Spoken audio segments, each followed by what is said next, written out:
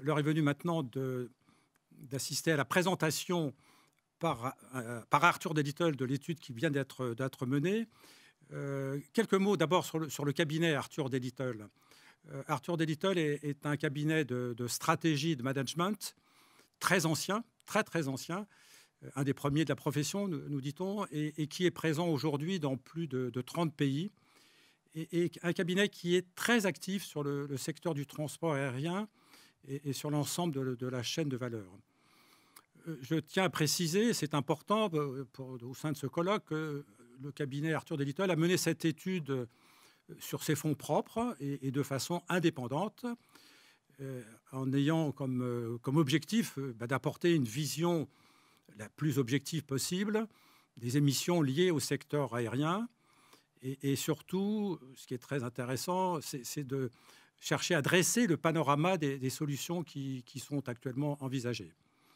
La synthèse de l'étude devait nous être présentée par Mathieu Blondel, c'est le nom qui figure sur le programme, ayant un empêchement de dernière minute. C'est Vincent Bamberger lui-même qui va faire la présentation. Vincent est le managing partner des bureaux Paris et Bruxelles du cabinet, et il accompagne les acteurs du transport aérien français notamment, mais pas que, depuis plus d'une vingtaine d'années. Donc il est particulièrement qualifié, bien qualifié pour cette présentation. Vincent, vous avez la parole, à vous.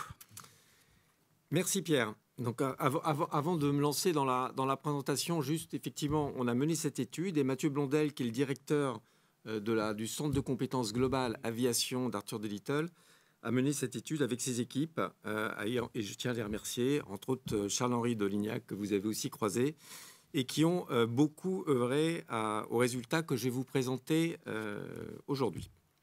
Alors, cette étude prend à 4 parties. Une première partie qui, d'une certaine façon, repose le problème des émissions et cale, entre guillemets, le niveau de challenge de l'aviation.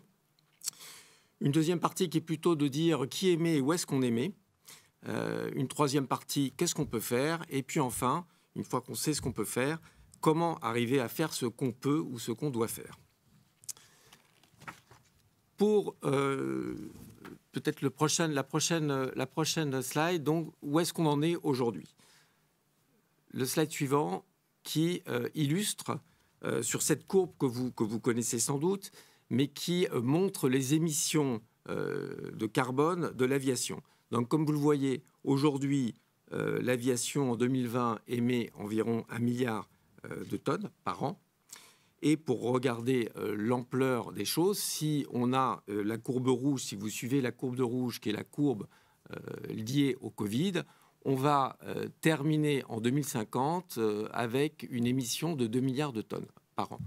Or, pour être conforme aux 2%, on devrait émettre environ 300 000 tonnes, 320 000 tonnes, ce qui veut dire que l'enjeu, c'est de diviser par 7 l'émission annuelle de carbone pour l'aviation. C'est vous dire l'ampleur de ce challenge. Un autre point dans ce slide, il y a évidemment la hauteur de la marche. Et le deuxième sujet, c'est que tout ça est une intégrale, puisque le carbone qui est émis reste dans l'atmosphère. Et donc, plus on est, la rapidité de descente va être un facteur clé. Maintenant, qui émet et où est-ce qu'on émet? Donc, sur le slide suivant, sur la partie gauche de ce slide, vous allez constater qu'en fait, ce sont les appareils en vol, en route, qui émettent 85% des émissions carbone. Au niveau du sol, on a évidemment des émissions de 15%, avec une partie qui est toujours liée à l'avion dans son décollage et dans son atterrissage, et une partie qui est liée aux opérations qui se passent au sol. 7% environ sur les opérations au sol, la moitié pour approcher l'aéroport en transport, et une autre partie qui est liée à ce qui se passe sur la plateforme. Donc, premier message, 85% des émissions en route.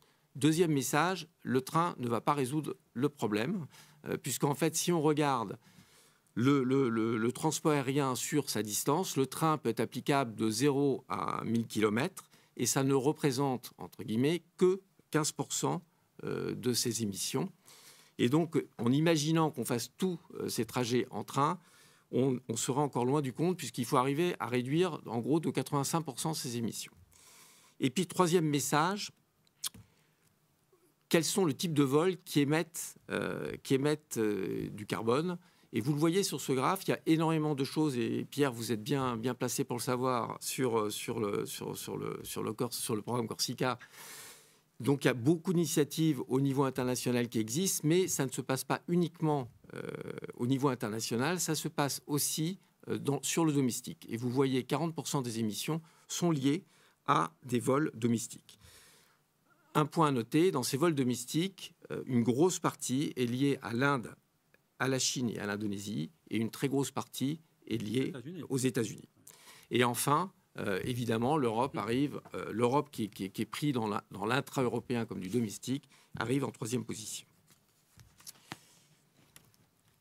On va peu parler dans cette étude des contrails. Alors les contrails, je pense que vous avez eu une présentation hier sur le sujet.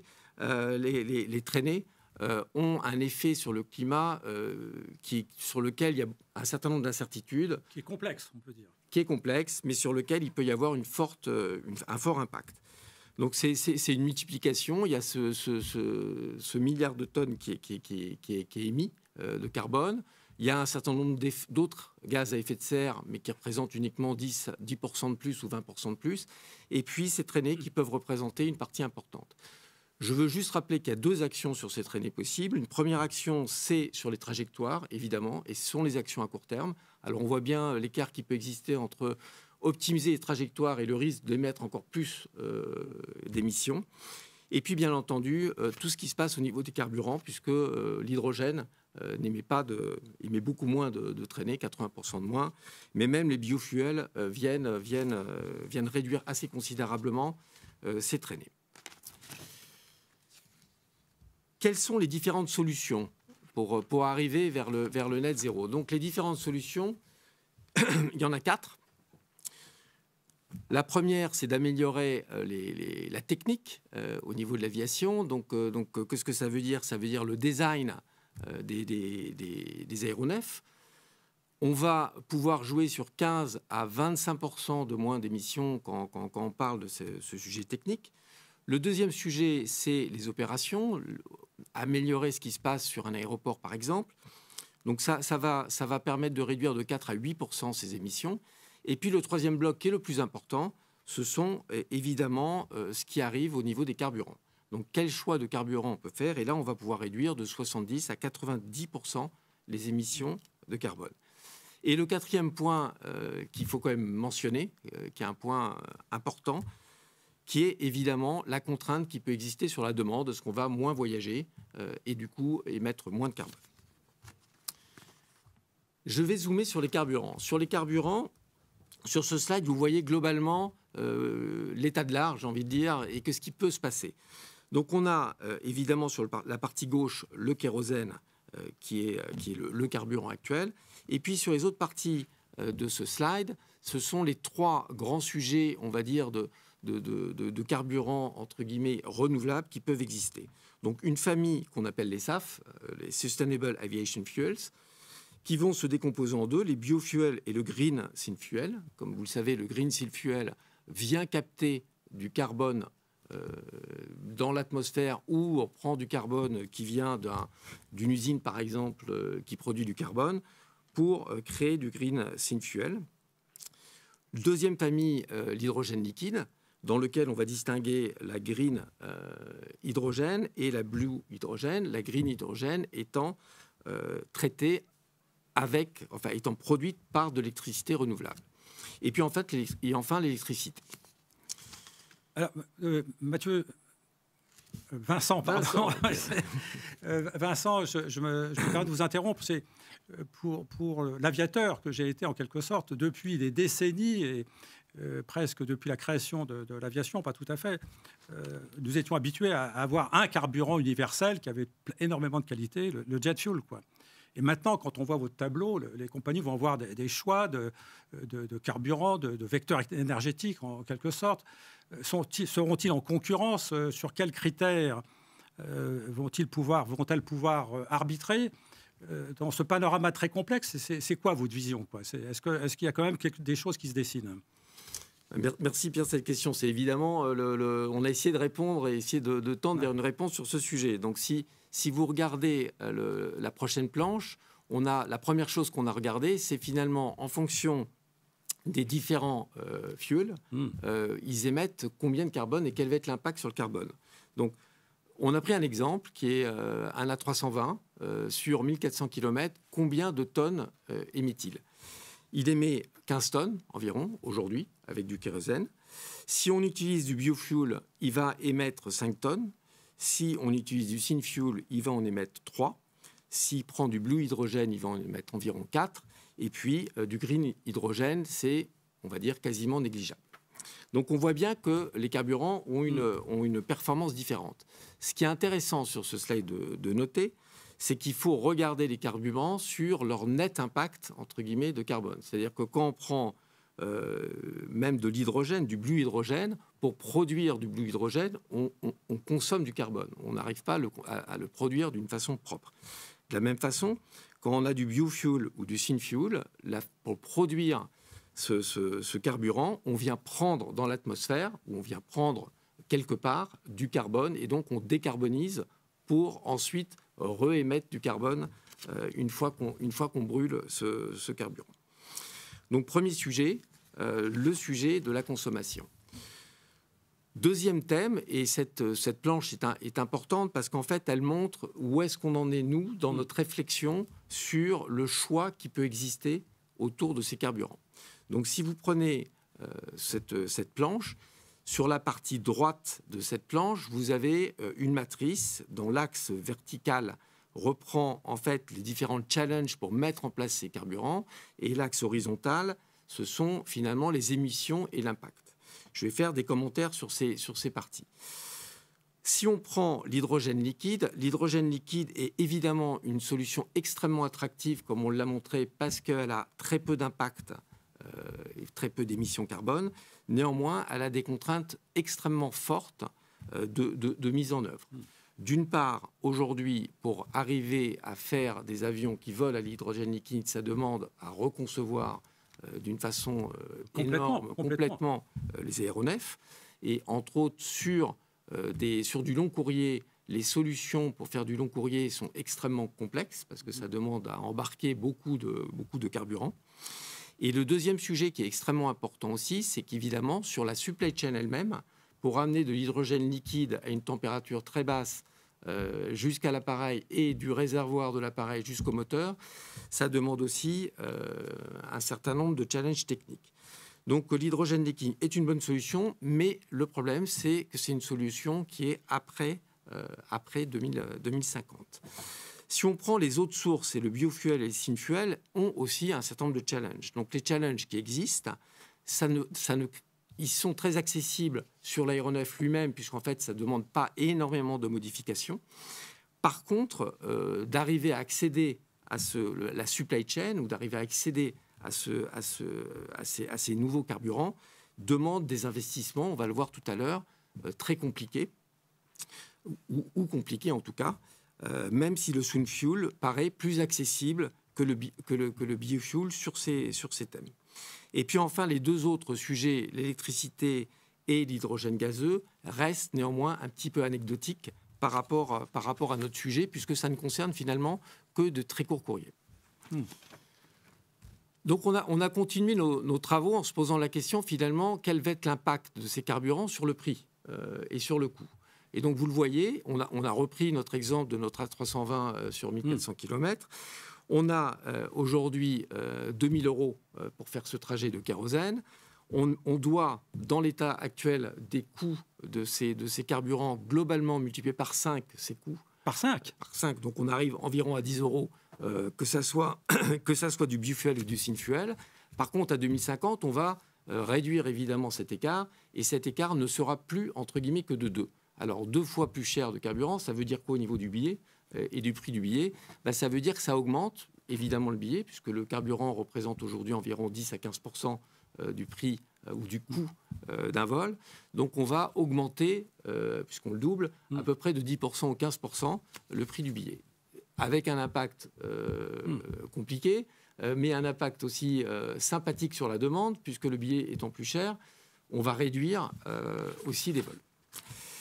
Néanmoins, ça paraît accessible. On n'est pas dans des ordres de grandeur trop importants. On a connu des variations du prix du pétrole beaucoup plus fortes que celle-ci. Absolument.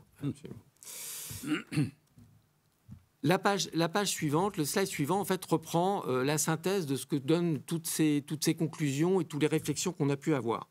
Donc, je reprends ce slide avec mes fameux, en 2050, 2 milliards de tonnes émises si on ne fait rien.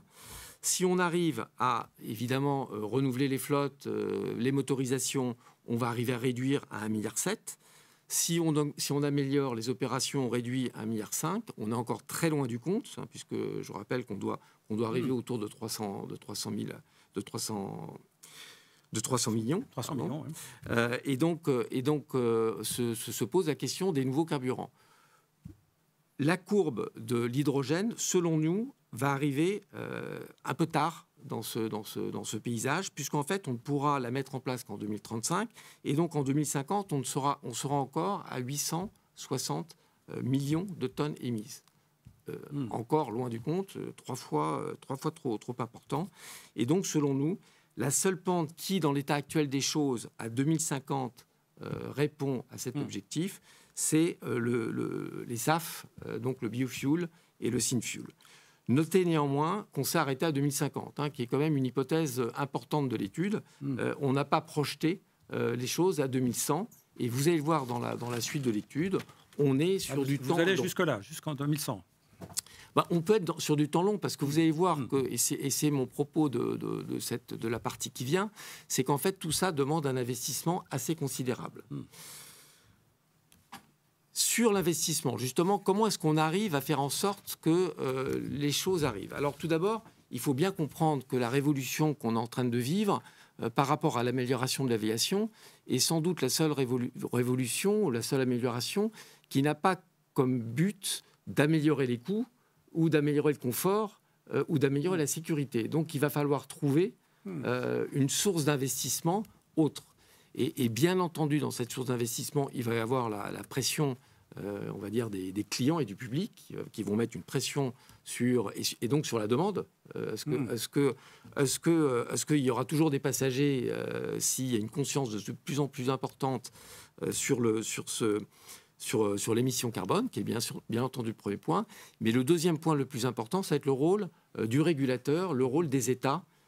Et ça, on va être, pour simplifier les choses, on doit évidemment rentrer dans une politique, entre guillemets, de la carotte et du bâton, aider cette transition via des subventions, via des aides, et pénaliser les mauvais élèves, entre guillemets, ou ceux qui émettent trop de carbone. Vincent, la régie a la gentillesse de me dire dans l'oreille que vous avez consommé 15 minutes et donc il vous en reste encore 15. Très bien. Donc on a ce sujet, du rôle des gouvernements et du rôle de l'État qui nous paraît extrêmement important sur cette thématique. Le slide suivant, et je m'en excuse Pierre, il est un peu compliqué, mais j'essaierai de ne pas brûler toutes mes 15 minutes sur ce slide. Donc sur ce slide, on s'est posé la question de l'investissement et finalement, où est-ce qu'on peut arriver à trouver cet argent? Donc tout d'abord, sur la partie gauche du slide, on a pris une bonne année pour l'aviation, qui est l'année 2016, et qui a permis à l'aviation de générer en gros 200 milliards de dollars de profit. Donc sur ces 200 milliards de dollars, vous avez la répartition, et ça va être réparti entre finalement le fuel, hein, les pétroliers entre guillemets font de la marge évidemment sur le kérosène, qui représente dans ce pool de profit environ 10%, tout ce qui est aéroport, tout ce qui est compagnie, et puis les autres acteurs, dont les OEM, dont les MRO, dont les sous-traitants, qui viennent évidemment faire du profit sur l'ensemble de cette chaîne. Donc ça, c'est le profit qui existe au niveau de la chaîne. Et sur le côté droite de ce slide, on a regardé tous les ans combien on devrait investir en CAPEX pour être capable de... Rappelez ce que c'est que le CAPEX. Donc les investissements lourds qu'on doit faire pour adapter l'outil de production comment est-ce qu'on produit l'énergie, comment est-ce qu'on adapte la supply chain pour amener les réservoirs ou les pipes, pour amener tous les équipements vers tout le carburant, vers les avions. Et donc, vous le voyez, on parle de 300 milliards par an à investir de 2021 à 2050. Donc, on parle d'un montant extrêmement conséquent. Et donc, de fait, on est vraiment dans une logique d'investissement fort de la supply chain, sachant qu'on n'a pas mis dans ce slide tout ce qui concerne les aéronefs.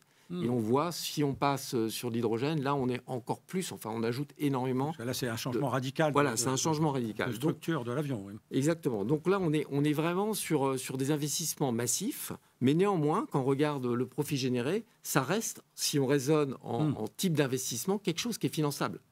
Il faut bien comprendre qu'on est sur de l'infrastructure. Une infrastructure, ça s'amortit sur une trentaine d'années. Et donc, ce sont des logiques de PPP, de partenariat public-privé, qu'on voit arriver. Donc, il y aura une partie du public, une partie de l'investissement privé, de la dette, qui permettrait de faire ce changement radical au niveau des installations.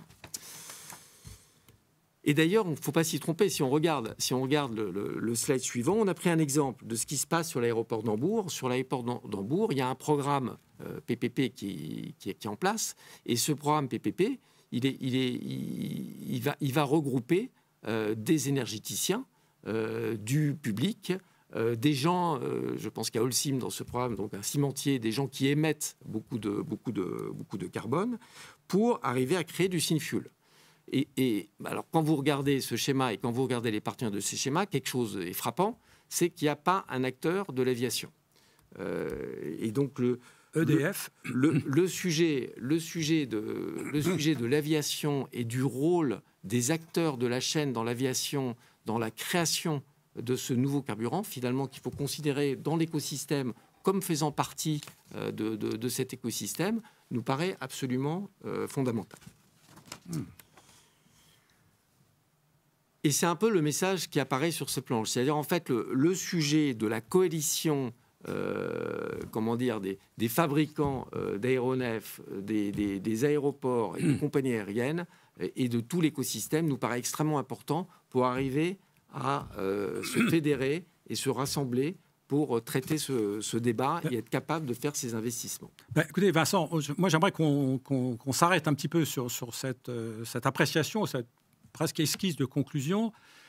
On voit que décarboner l'aviation va être extraordinairement complexe, et à la fois sur le plan technique, mais aussi évidemment sur le plan financier.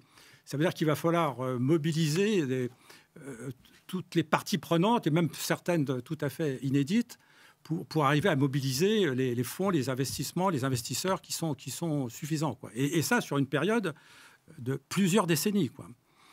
Mais alors, on s'y perd un peu, moi, j'ai tendance à dire. On s'y perd un peu, et pour un peu en guise de conclusion, je vous pousse un petit peu dans vos retranchements. Pour ne pas s'y perdre, quels sont les grands principes qu'il faudrait garder à l'esprit et qui seraient vraiment une bonne conclusion pour quel message fondamental il faut avoir pour tout au long de cette aventure qui nous attend, quoi. Merci bien pour cette question. Alors, sur le slide suivant, je ne suis pas sûr de simplifier complètement les choses, mais sur le slide suivant, vous allez avoir l'image de tout ce qui est finalement, entre guillemets, dans l'air, ou presque dans l'air, avec beaucoup de différents types d'appareils et surtout beaucoup de différents types de carburants. Donc, il y a énormément d'innovations, énormément de projets, et l'industrie se mobilise autour de ce challenge d'une façon extrêmement forte.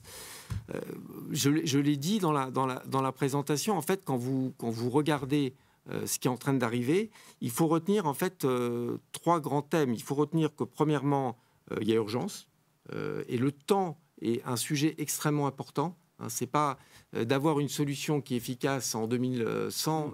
Malheureusement, le carbone sera émis et il sera, par rapport à cette courbe des 2%, il sera trop tard. Le deuxième sujet, c'est que ça demande des investissements majeurs. Et quand on dit investissement majeur, ça veut dire qu'il faut arriver en fait à fédérer l'ensemble des acteurs sur ces solutions. Et le troisième sujet qui apparaît sur ce slide, c'est qu'il faut à un moment donné se mettre d'accord sur les solutions techniques à mettre en place. Et vous parlez de principe sur l'aviation, mais si on regarde l'aviation, qu'est-ce qui a fait finalement le succès de l'aviation?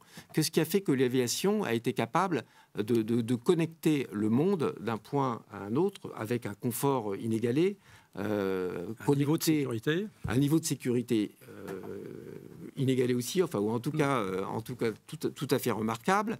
On va avoir évidemment un impact sur les économies et sur le monde en paix vers lequel on tend. Donc tout ça est un contributeur majeur de l'aviation. Si on retient un principe de cette aviation, comment elle est arrivée? Elle y est arrivée parce que un avion est un asset, est un actif ultra flexible. Mobile. Il peut se poser n'importe où, n'importe où, sur n'importe quelle piste du monde, dans n'importe quel aéroport du monde. Et pourquoi? Parce que un principe a été respecté, c'est le principe de la normalisation et d'avoir des processus et des normes qui sont universelles. Et je pense qu'en ce qui concerne le carburant, il faut se rappeler ce principe. Il faut arriver à maintenir cette flexibilité.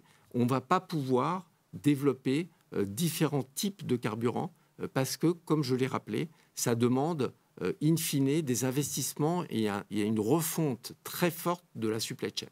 Donc il faut arriver le plus vite possible à converger vers la bonne solution, quelle qu'elle soit. On voit qu'il y a différentes solutions possibles, mais il faut garder ce principe à l'esprit pour pouvoir agir le plus rapidement possible.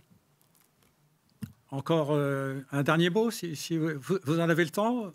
On reste sur ce message. Écoutez, dans les derniers mots, au-delà de ce principe, si vous... Mais qui est très fort, parce que vous retracez 80 ans d'histoire de l'aviation. Et effectivement, la création de l'Organisation de l'aviation civile internationale a été un moment de génie de la part de ceux qui ont fait ce traité, de cette convention de Chicago, de dire qu'il faut travailler ensemble pour faire l'aviation de demain, alors qu'elle était encore toute naissante.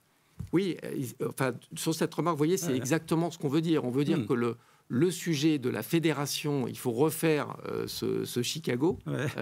Il faut arriver à bien converger, à faire converger l'ensemble des acteurs, qu'ils soient publics, tous les acteurs de la chaîne, compagnies, aéroports, évidemment fabricants d'aéronefs et leurs sous-traitants, vers la solution qui permettra de répondre à ces enjeux.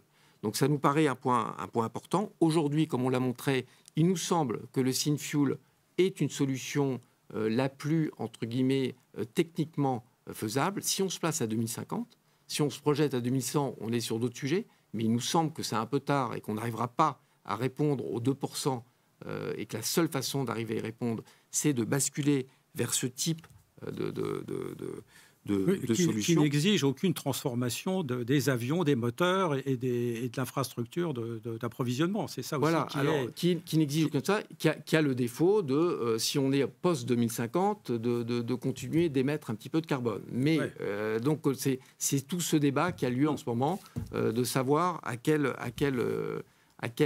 vision on veut se positionner.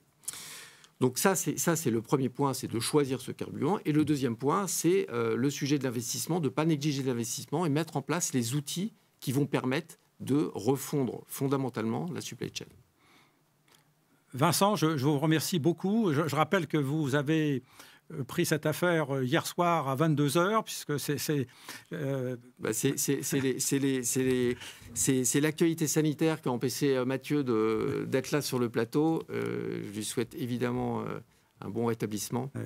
Tout va bien. Mais voilà, on est dans le réel, on est dans tous les aléas du direct, mais nous montrons d'une certaine manière la résilience du transport aérien, et en l'occurrence de ce colloque qui lui est dédié de cette manière. Encore un grand merci, Vincent.